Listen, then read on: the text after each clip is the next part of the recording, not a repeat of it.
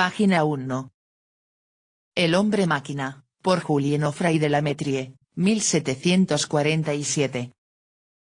0.0. Introducción. El hombre máquina, de la Métrie, es una de las obras más frecuentemente citadas y, sin duda, menos leídas por cuantos hoy polemizan sobre la filosofía materialista. Nunca, hasta ahora, ha sido traducida al español, ni son muy abundantes las versiones en otros idiomas europeos y aún las ediciones del texto original francés han sido, por cierto, poco frecuentes desde que, por orden de Federico II, se la dio a luz en Berlín junto con los otros escritos filosóficos del autor. Pero la poderosa, casi brutal sugerencia del título ha bastado, es evidente, para colmar la imaginación, ya que no la inteligencia, de un vasto público intelectual. De ahí la oportunidad de esta traducción solo pretende facilitar la lectura de una obra que muchos citan sin leer y otros querrían leer sin citar. Julien Offray de la Métrie nació en Saint-Malo el 25 de diciembre de 1709. Su padre, que era comerciante, quiso añadir en él al brillo del dinero que poseía, el que por entonces podía brindar una buena educación literaria.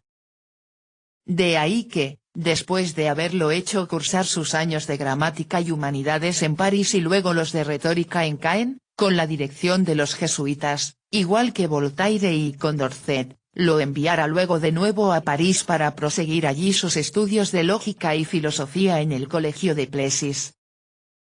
Este establecimiento estaba por aquella época en manos de jansenistas, como el abate Cordier, a cuyo rigorismo ético adhirió la Métrie con fervor de adolescente, más deslumbrado, sin duda, por su elocuencia que consciente de su trascendencia práctica.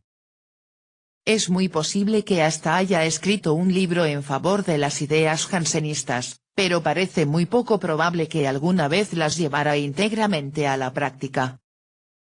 De cualquier manera, los estudios teológicos no se acomodaban a su carácter.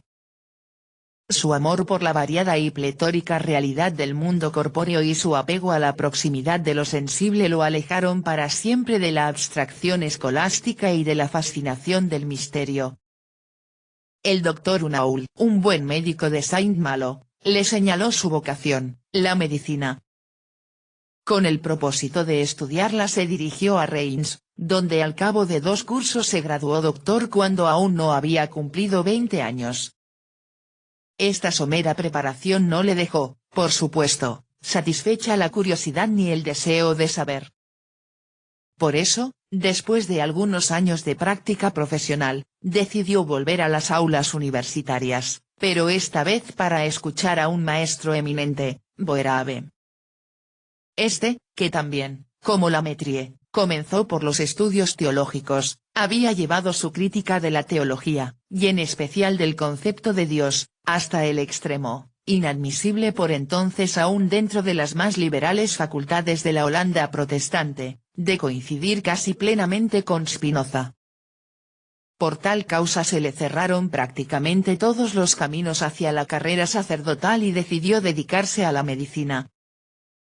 En este terreno, al cual le inclinaban, como al mismo la Métrie, sus mejores disposiciones, llegó a sobresalir hasta ser uno de los más grandes maestros de la época. Y, aunque cierta prudencia, a la que se unía una no despreciable dosis de menosprecio, lo hizo abstenerse siempre en la cátedra y en el libro de toda discusión metafísica, su enseñanza general no podía menos de trasuntar un decidido naturalismo que, sin duda, debió de influir poderosamente en la Métrie. Este sintió siempre por Boerhaave una gran admiración y tradujo una serie de obras suyas, comenzando por el Tractatus Medicus de Lue Aphrodisiaca, tratado médico sobre la sífilis. Después de su segundo periodo en las aulas universitarias de Leiden, regresó la Métrie al nativo Saint-Malo. Desde 1742 se le encuentra de nuevo en París como médico de la Guardia del Rey, cargo que, por intermedio del doctor Morán, le procura el duque de Gramont. En condición de tal acompaña a las tropas en una campaña más allá del Rin. Y, como Descartes en su tienda de campaña esboza las meditaciones metafísicas, así la Métrie concibe también su teoría de las relaciones entre el alma y el cuerpo. Solo que en el caso de Descartes no hubo sino unas largas veladas junto al fuego, mientras la Métrie piensa y escribe después de una penosa enfermedad, la cual fue, sin duda, causa y ocasión de sus meditaciones.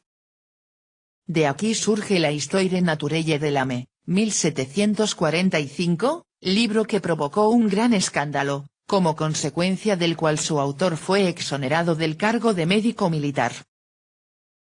Como si esto fuera poco, el combativo espíritu de la Métrie se empeñó enseguida en una encarnizada polémica con los representantes de la medicina oficial y los satirizó sin piedad en su Politique du médecin de Machiavel, 1746, y luego en una comedia titulada La Faculté Venge, 1747. Esto colmó la medida y el médico filósofo tuvo que abandonar París ante el inminente peligro de ser recluido en la Bastilla. Volvió de nuevo a Leiden y allí fue donde en 1748 publicó L'Homme Machine, obra que a su vez había de colmar la medida de tolerancia de la libre Holanda.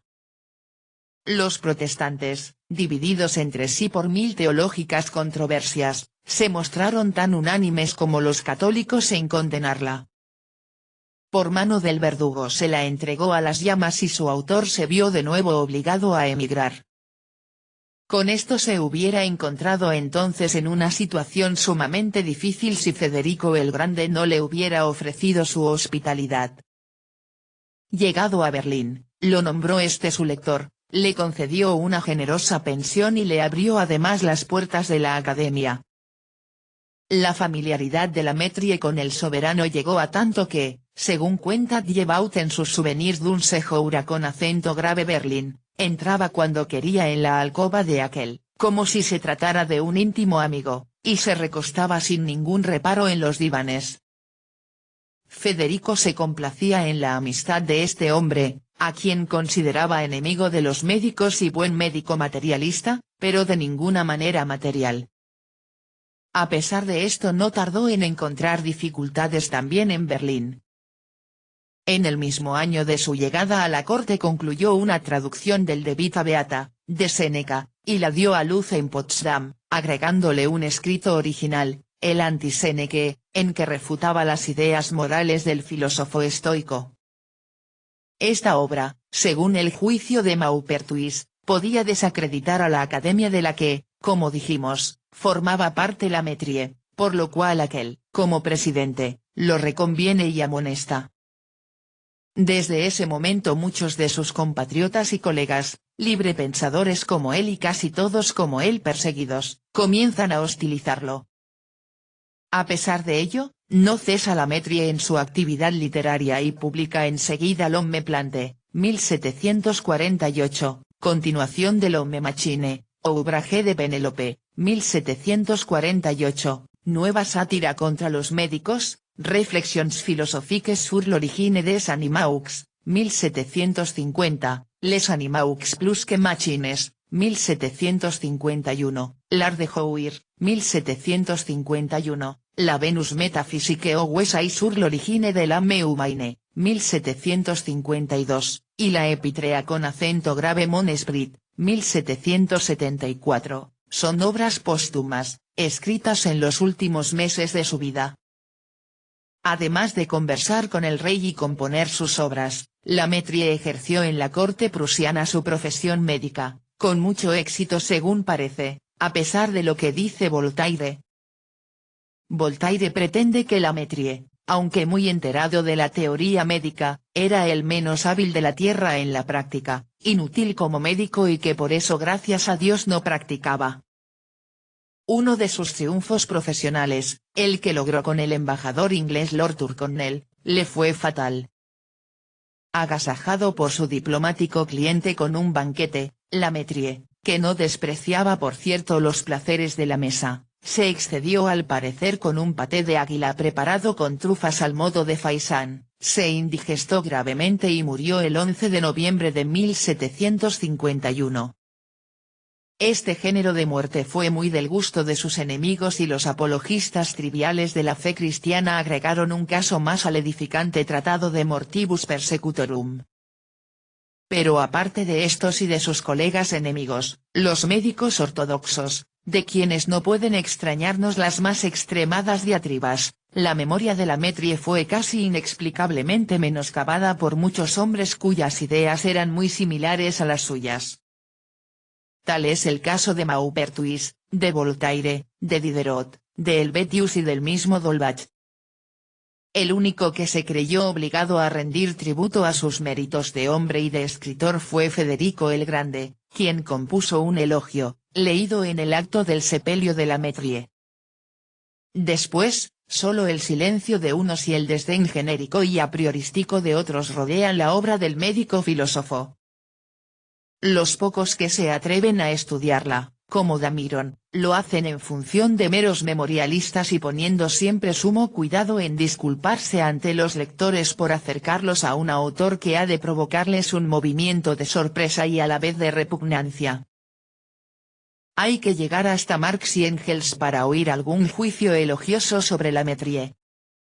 Pero ya hacia fines del pasado siglo algún historiador que, como Lange, no estaba, por cierto, doctrinariamente comprometido con el materialismo, se esforzó por hacerle justicia, a fuer de historiador y de filósofo. Hoy lo que más interesa es situar históricamente su pensamiento y poner en claro sus orígenes y peculiar desarrollo.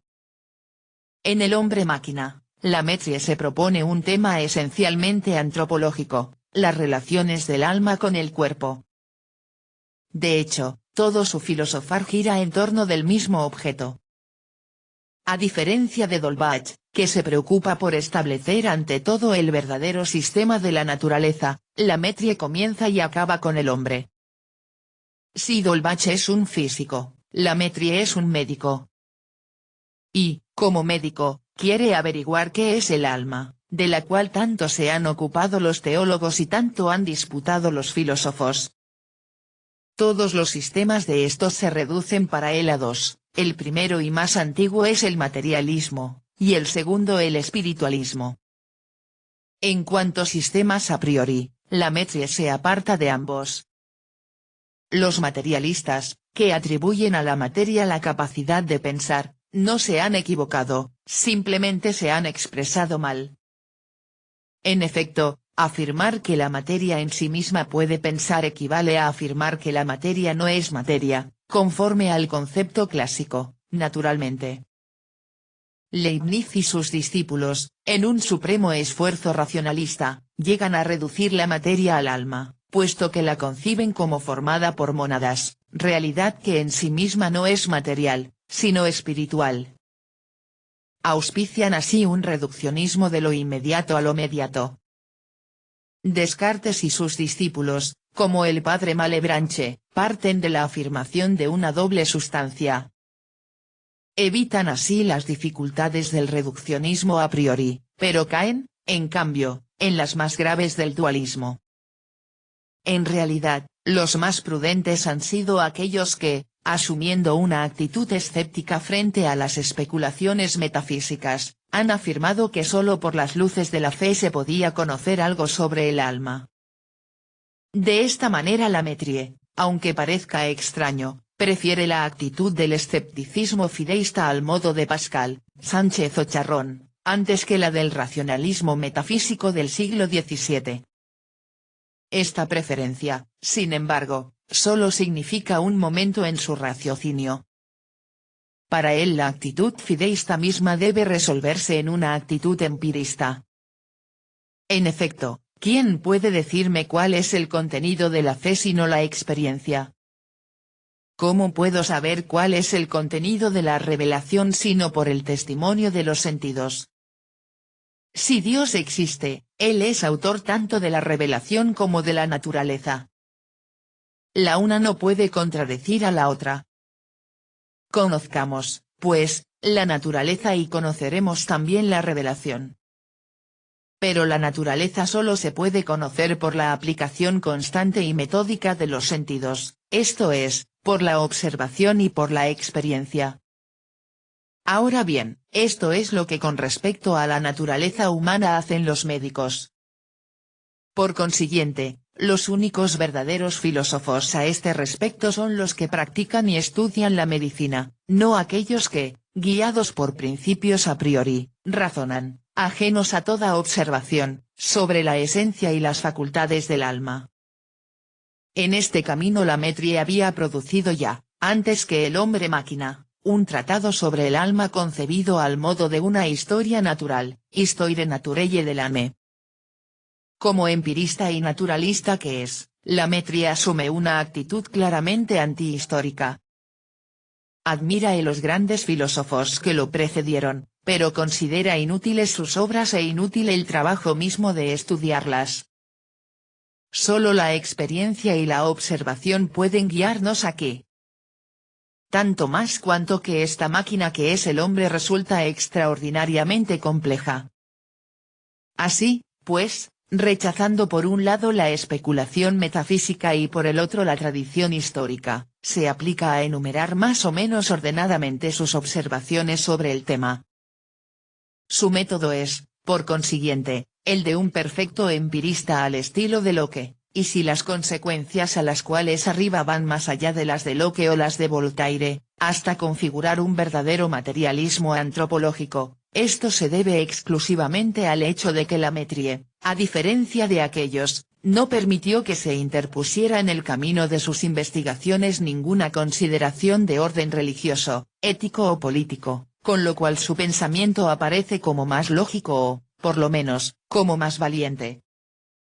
No de otra manera Spinoza llegó a su noción de la única sustancia como énsase, mientras Descartes se detuvo, temeroso, en un dualismo que no se aviene bien con su propia definición de la sustancia. Con especial cuidado, casi diríamos con fruición de clínico experto, va enumerando Lamettrie los diferentes fenómenos somáticos como causa de los distintos fenómenos psíquicos. El hombre es lo que come. Las enfermedades modifican su vida psíquica. Esta varía según el sexo y según la edad, según la herencia y según el clima. La fisionomía nos revela toda la conformación del alma y del espíritu. Nuestra inteligencia depende solo de la constitución física del cerebro, de su cantidad y de su calidad. De manera que entre el hombre y los animales se da solo una diferencia de grado, y no absolutamente una diferencia de naturaleza.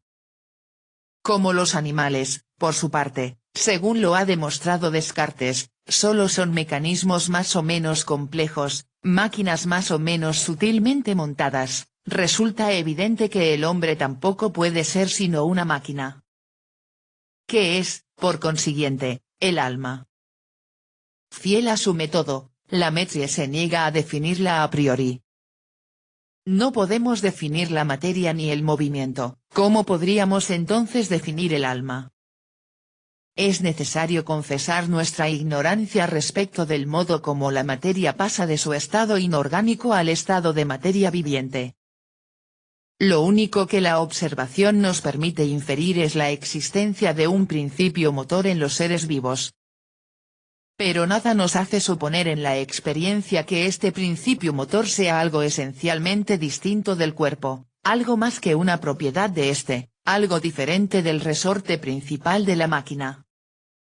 Nada nos permite afirmar tampoco que este principio sea inmortal, así como nada nos permite en el universo afirmar con certeza la existencia de Dios.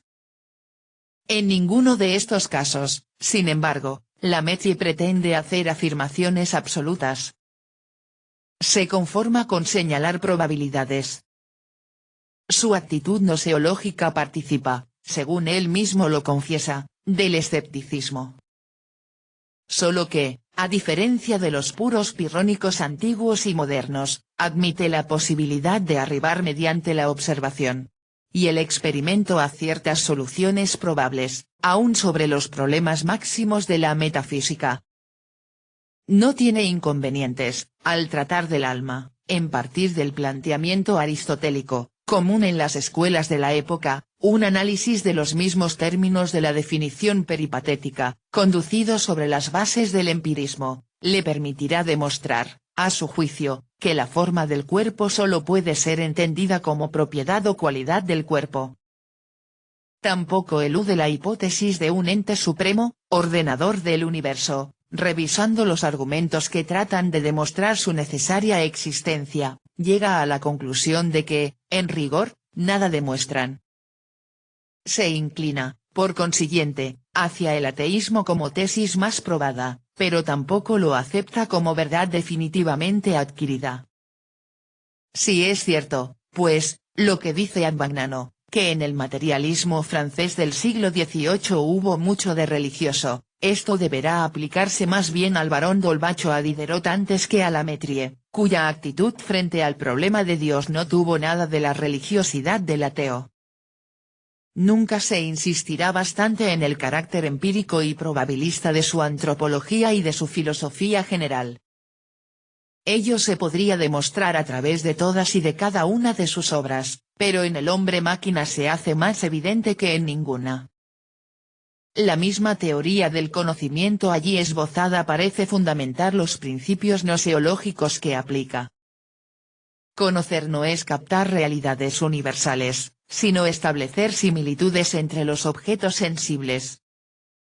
Quien reduce las pretensiones de su ciencia a un mero establecer similitudes entre sensaciones, ¿puede acaso pretender la posesión de un saber definitivo? Hasta su filosofía moral parece confirmarnos en este punto de vista. Al fin, el hombre, según la Métrie, no ha sido hecho para conocer sino para ser dichoso. ¿Importa entonces mucho una ciencia inconmovible y eterna? De ahí que, como bien lo ha hecho notar Solovine, han cometido un grave error los historiadores de la filosofía cuando han dado al materialismo de la Métrie un sentido objetivo y sustancialista. En realidad, si la Métrie es materialista, lo es solo como consecuencia de una actitud gnoseológica y metodológica que no le permite reconocer otra realidad más que aquella que sucesiva y no siempre firmemente le van revelando los sentidos. Ángel J. Cappelletti. Página 14.